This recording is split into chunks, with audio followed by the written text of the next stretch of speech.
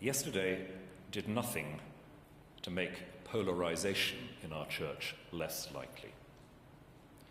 And the risk of treating further polarization of views and identity is a very great one. It will feel like the default setting. So the work to do internally is considerable. But it's tempting to say that is as nothing compared with the work we have to do externally. We have, to put it very bluntly, a lot of explaining to do. Whatever the motivations for voting yesterday, whatever the theological principle on which people acted and spoke, the fact remains that a great deal of this discussion is not intelligible to our wider society.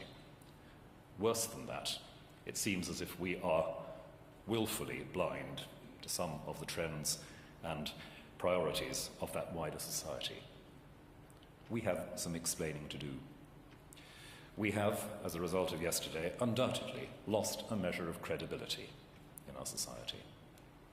And I make that as an observation as objectively as I can, because it's perfectly true, as was said yesterday, that the ultimate credibility of the church does not depend on the goodwill of the wider public.